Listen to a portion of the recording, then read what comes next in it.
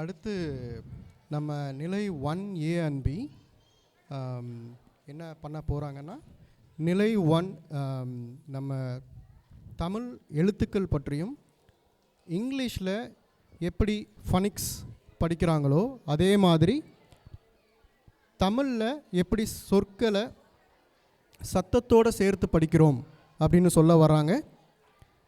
நிலை 1A and B குழந்தைகளை மேடைக்கு வருமாறு அழைக்கிறோம். வாங்க குழந்தைங்களா. வணக்கம். தமிழ் மொழியில் உள்ள எழுத்துக்கள் பற்றி பார்ப்போமா? ஷாம். தமிழ் மொழியில் உள்ள உயிரெழுத்துக்கள் மொத்தம் எவ்வளவு?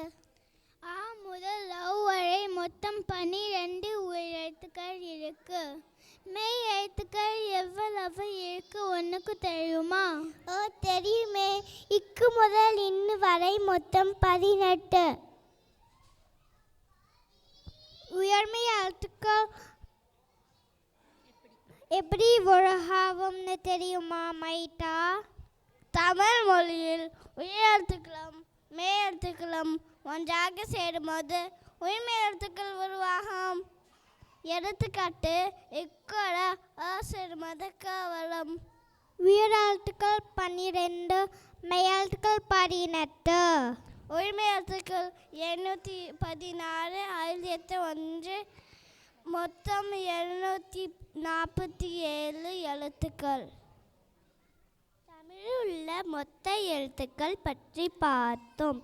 எழுத்தோட ஒலி உருவாகும் இடத்தை பொறுத்து 3 வகையாக பிரிக்கலாம். அந்த 3 வகை வல்லினம், மெல்லினம், இடினம். ஆராரியா, உனக்கு வல்லினம்னா என்ன தெரியுமா? ஓ தெரியுமே. வன்மையான ஓசை உடைய எழுத்துக்கள் வல்லினமாகும். அந்த எழுத்துக்கள் கசர தபர. வணக்கம் ஹாப்பி. மெல்லினம் என்ற தெரியுமா? ஓ தெரியுமே. மென்மையான ஓசை ஒரே எழுத்துக்கள் தான் மெல்லினம். அவே ஞன நாமான. உனக்கு இடையினம்னா என்ன தெரியுமா?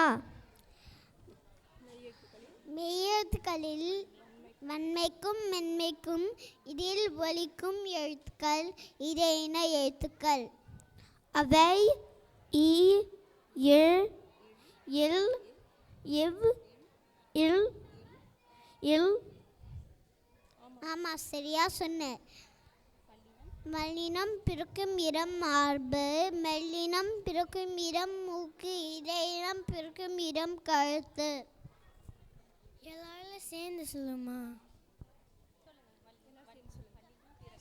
கசட தபர வல்லினமா, வடனமா, வெளினமா, எடர வரல எடைனமா.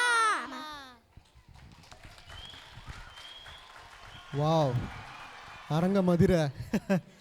சூப்பர் குழந்தைங்களா. இங்கே இருக்கும் குழந்தைகள் அக்ஷரா, ஆராத்யா, டேனியல், ஷாம், அபிஷா, ஆதவ், அஸ்வத், மஹிதா, நியாந்த், பிரகதி. அவங்களுக்கான சர்டிஃபிகேட்ஸ் அண்ட் ட்ராஃபீஸ். கரகோஷங்களுங்க சத்தமாக கேட்கவே இல்லை. Super super. ரொம்ப நன்றி குழந்தைகளா.